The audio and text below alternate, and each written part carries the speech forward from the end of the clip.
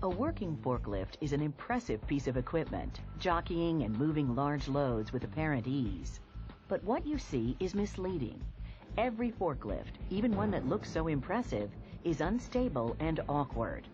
In fact, when an unloaded lift truck like this fully extends its mast, one person can tip it over by simply pulling on the overhead guard.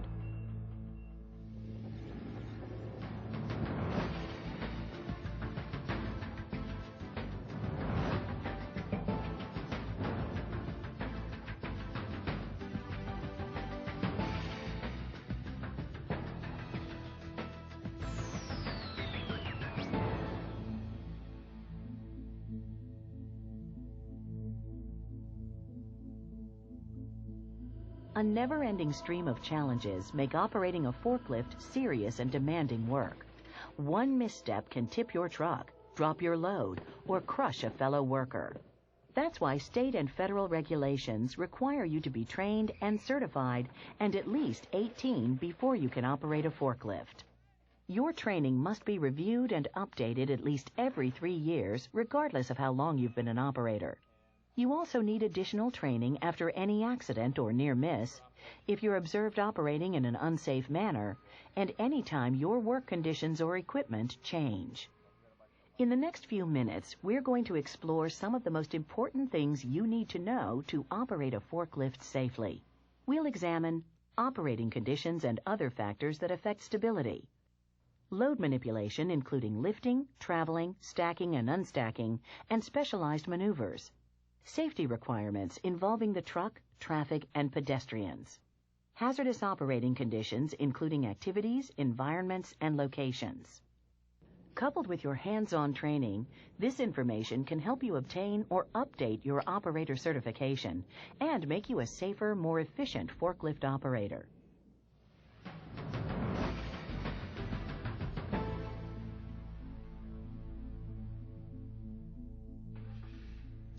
Let's start by assuming this is a normal workday.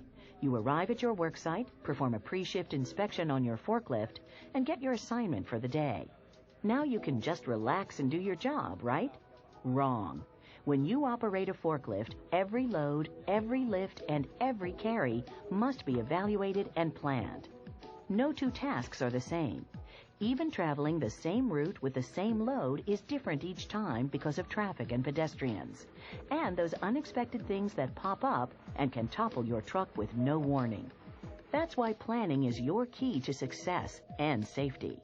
You must know the capacity of your truck as listed on the data plate and never exceed it. If you use attachments, it's your job to know how they affect operation and how they change the capacity of the truck. As a certified operator, you're on constant lookout for things that make your truck less stable. Things like uneven surfaces, an elevated load, turning while loaded, operating on slopes, tilting the load, and unbalanced loads.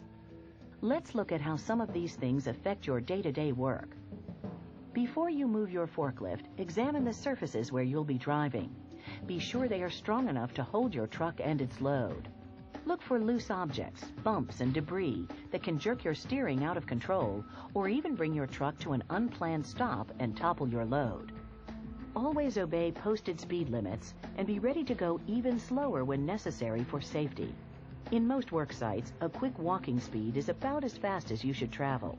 Speeding, rough surfaces, and quick maneuvers all make your truck less stable, so find out the challenges that lie ahead. Try to avoid having your wheels on two different surfaces, like pavement and gravel, or uneven surfaces. This reduces traction and balance. When it can't be avoided, slow down and cross the change in materials or elevation slowly and at a 45-degree angle. It's also best to cross railroad tracks and similar edges diagonally instead of straight on. That way, only one wheel at a time crosses the edge. Tires are designed to hold weight, not provide traction, so be sure to clean up and avoid spills, oil, and wet spots instead of spreading them by driving through them.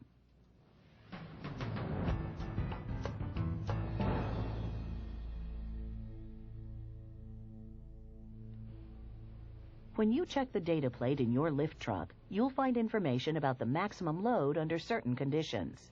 Never exceed your truck's listed capacity, but it's your job to learn more.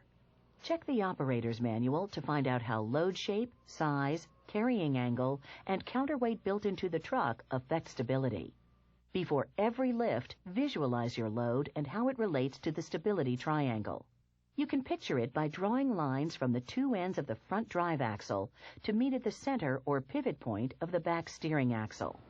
If you keep the combined center of gravity, the point of greatest downward force, within the stability triangle, your lift truck will stay stable. But if the center of the downward force of your load extends beyond the stability triangle, you risk tipping over or losing your load. As you gain experience, you'll learn what you need to do to increase stability under changing conditions. For example, reducing your load helps keep you stable when carrying a tall, wide, or oddly shaped load, or when using attachments. If there's a tight turn, ramp, high lift, rough route, or if the load can't be centered on the pallet, reduce load weight to stay stable. Spacing forks as far apart as possible also helps increase stability. So does wrapping, strapping, and securing loose or slippery items. With practice, you'll soon learn the delicate dance of weight and balance that is the mark of the professional operator.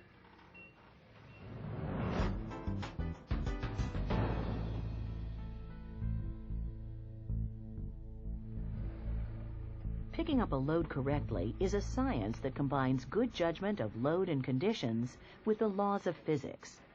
Before you lift any load, make sure it is safe to lift and that no one is nearby. Now square up on the center of the load and approach it straight on. When fork tips are about a foot from the load, stop. Level the forks and drive forward slowly until the load rests against the mast. Now lift the load high enough to clear whatever is under it and tilt the mast back slightly to a traveling position. This tilt places the load's center of gravity over your drive wheels. If there's another load in front of the one you're lifting, lift without tilting. Remember to lift only enough to clear the other load.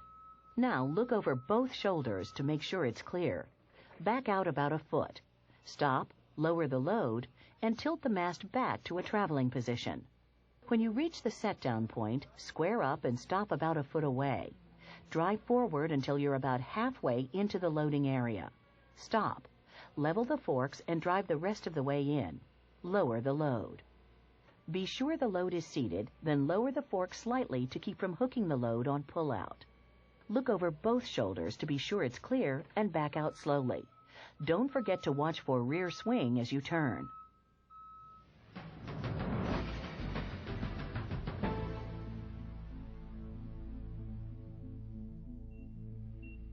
Working with loads in high stacks uses many of the same maneuvers used with normal loads. The big difference is that the higher you raise your mast, the more it wobbles, and the less stable forklift and load become. To remove a load from a high stack, keep forks near the floor until you stop straight on and about a foot away from the stack. Raise the mast until the forks are at the right height. Move forward slowly until the load is flush with the back of the forks. Lift the load high enough to clear the item below, look over both shoulders, and slowly back straight out until you've cleared the edge of the stack. Stop and lower the load to traveling position, tilt the load back, stay within the lines, and you're ready to go. To stack one load on top of another, approach it slowly and squarely. Stop about a foot away and lift the mast high enough to clear the top of the stack. Inch forward until the load is square over the top of the stack. Level the forks and lower the mast until the load is no longer supported by the forks. Make sure forks are level so you don't hook anything. Look over both shoulders and back straight out. When working with stacks, it's important to make sure the top load sits squarely on the stack. Being just a little off can topple the whole stack. Remember these key stacking rules. Make sure you have enough overhead clearance and watch for electrical lines, pipes, light fixtures, and sprinkler heads. Never raise or lower a load unless you are at a full stop. Always approach the load straight on and remove it by backing straight out. Never attempt to turn with your mast raised. This greatly reduces your stability and almost guarantees a tip over.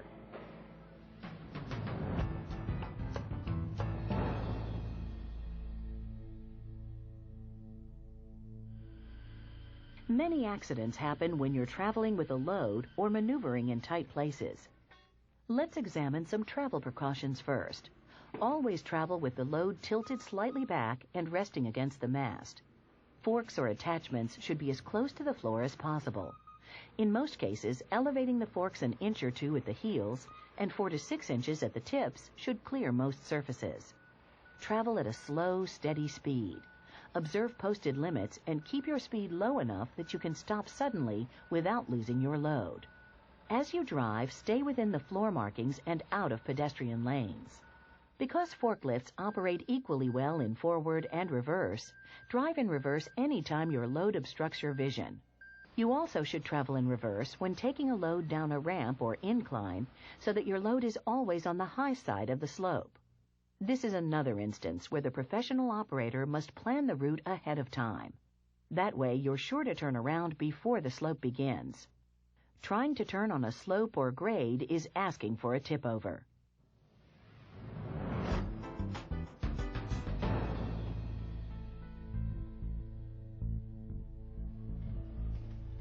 Operating in traffic and around people tests your skills and clearly demonstrates your judgment.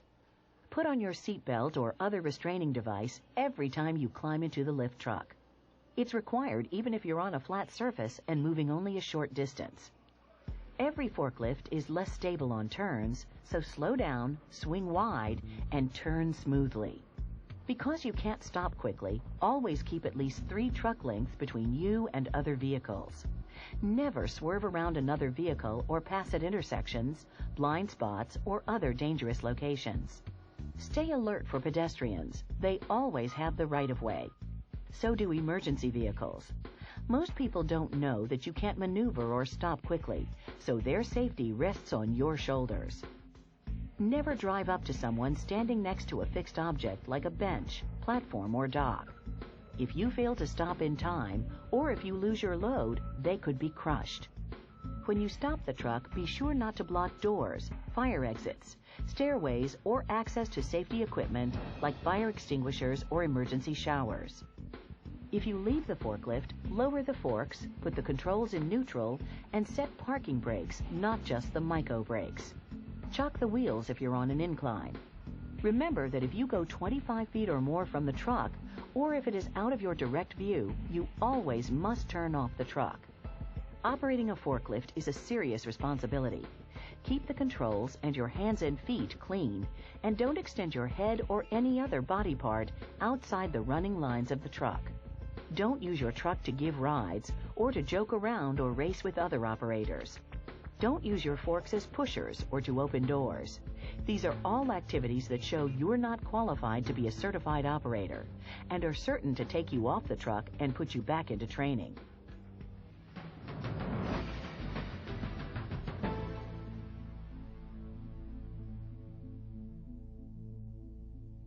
Lifting people with your truck requires special precautions.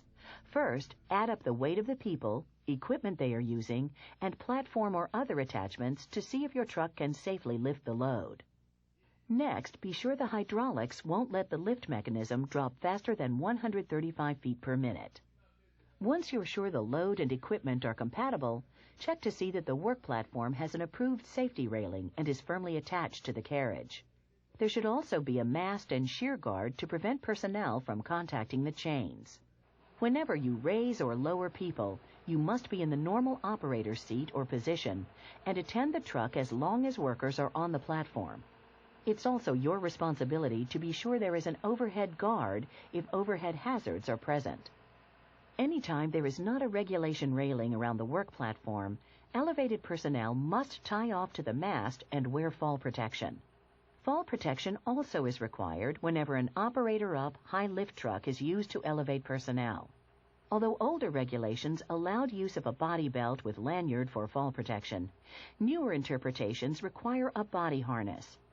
Because the kind of protection required depends on so many variables, check with your supervisor to make sure elevated personnel are properly protected.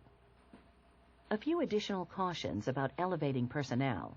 When using an elevated platform or operator-up high lift truck, it's important to bring personnel to the ground and off the platform before you move the truck. Never walk, stand, or allow anyone to pass under an elevated load or raised forks. Never use a lift truck to elevate equipment or vehicles so personnel can work on them. Never allow anyone to stand on the forks. They are too slippery and too narrow to provide secure footing.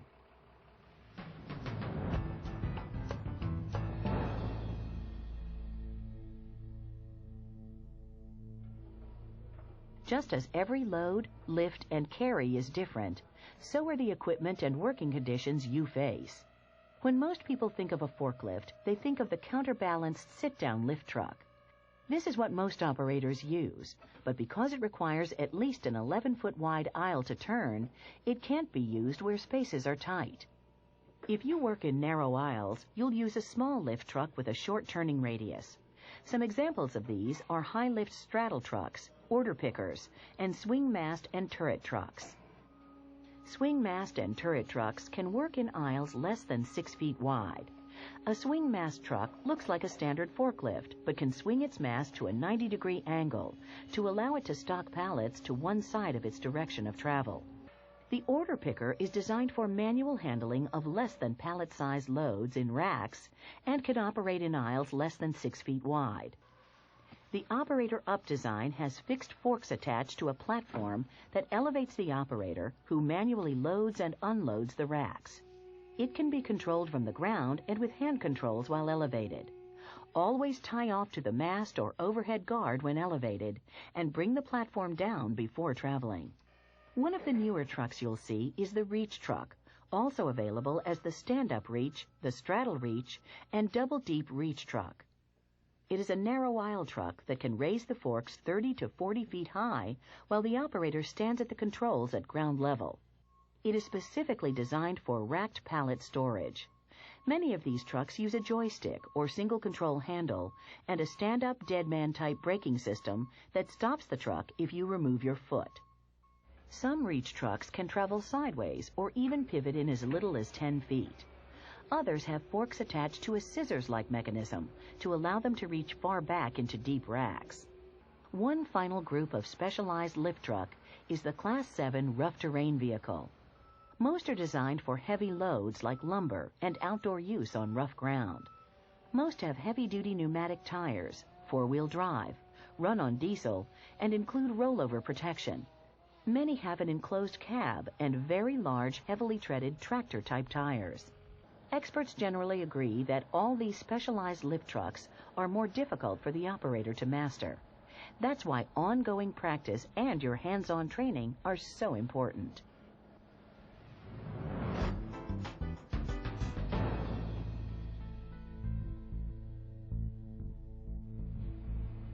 Up to this point, we've looked at basic operating conditions, but the certified operator also must be ready to deal with hazardous operating conditions, including hazardous activities, hazardous environments, hazardous locations. Two of the most hazardous operating conditions you face as a certified operator are working on slopes and working on docks. We already reviewed some basics for working on slopes, but their hazards make them worth repeating here. The ramp is one of the most common slopes you'll encounter. Always drive with your load on the high side of any slope or ramp. When traveling up the ramp, raise your forks slightly to avoid scraping them on the ground. Once all wheels are on the ramp, lower the forks to the normal traveling position. Be careful when you crest the top of the ramp. If your load is heavy, your steering wheels could lift off the ground. When you're traveling down a ramp or hill, drive in reverse to keep your load on the high side of the slope. At the bottom, raise the load slightly so it doesn't scrape. The procedure changes with an empty lift truck. Here it's best to back up a slope and drive down with forks facing forward. Work on ramps or slopes can be made safer if you use a spotter. As in all forklift operations, planning ahead can help you get the job done more safely and efficiently.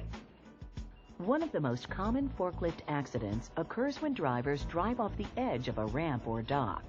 Because your lift truck is so delicately balanced, just one wheel slipping off the edge can send you and your truck flying. Or what if a trailer or rail car moves as you drive in? Your wheels fall into the void and you and your truck crash to the ground. In fact, many experts believe the loading dock is the most dangerous area for lift truck operators, and for other personnel as well. Operators should stay well back from the edge of ramps and docks. Make sure dock boards or bridge plates are properly secured and strong enough to handle the combined weight of your truck and load. Learn about and use all available signaling and safety devices. Before you drive from a dock into a rail car or trailer, be sure wheels are chocked or blocked. Be certain the container is securely fastened to the dock and your seatbelt is tight. Trailers should have brakes set and be resting on steel jacks if they are not hooked up to a tractor. Have the bridge or dock plate as level as possible and free of oil, dirt, water, ice, or snow. This reduces your chance of skidding sideways and sliding off the edge. Some facilities now use electronic systems to increase safety on docks. Many also use dock locks to secure the container to the dock levelers, and truck restraining devices. The professional operator masters and uses all safety systems that are available. A few final points about working with containers. Don't forget to double-check whether the trailer or rail car floor is strong enough to hold your forklift and its load. Make sure the roof is high enough for you to pass and that you have enough light to work. If you're driving onto a flatbed trailer or rail car, it's like driving on a dock or ramp. Safety sidebars and the spotter can help keep you from driving over the edge. Another type of hazardous operating condition is the hazardous environment. Because each workplace is different, you will learn about your facility's specific hazards during your hands-on training. Some of the more common forklift hazards are chemical exposures, leaks, and other emergencies. You may need to wear special personal protective equipment called PPE to protect against hazards like chemicals, noise, or dust particles. Some common types are designed to protect your eyes, hearing, feet, or lungs. Your training will tell you the specific gear you need and how to fit and wear it correctly. You also might be working where leaks or other emergencies could occur. In those cases, your training will help you understand the hazards and know what to do if a leak occurs or an alarm sounds. One of the most hazardous environmental conditions is created by the forklift itself. Trucks operating on gasoline, propane, and diesel fuel create hazardous fumes and carbon monoxide. Battery-operated lifts give off hydrogen gas that's explosive. Always be sure the ventilation system is working properly when operating a forklift indoors. Never disable fans or close doors because it's too cold or noisy. Be especially careful not to shut garage or freight doors during cold weather. Operators and co-workers are overcome by carbon monoxide fumes every winter when toxic vapors gather in closed warehouses. Because carbon monoxide is odorless, you can be overcome without warning. Symptoms include feeling weak, sleepy, dizzy, or getting a headache. If you develop any of these, turn off your truck and get to fresh air immediately. Many people who develop these symptoms assume they are getting the flu and keep working. If your facility uses carbon monoxide detectors, heed their warning alarm. It's always safest to leave doors and windows open and air handling units operating, even if it means wearing warmer clothing. Operating in hazardous locations is the final hazardous operating condition that you might encounter. Some forklifts cannot be used around food products or processing because of hazardous emissions.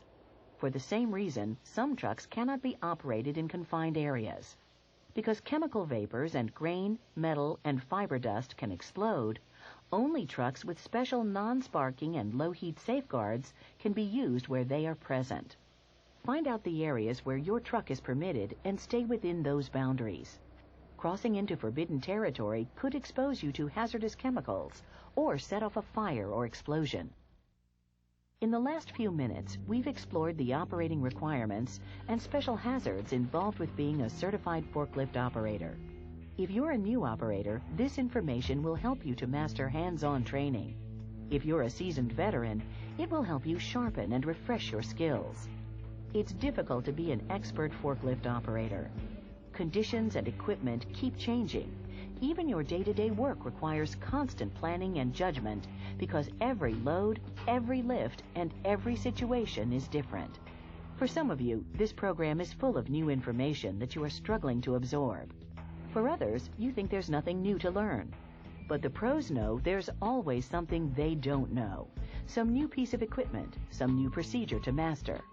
The pros take all the training they can get, because you never know when one bit of information, one new technique might be the very one you'll need tomorrow, or the one that will prevent a terrible accident and save your life.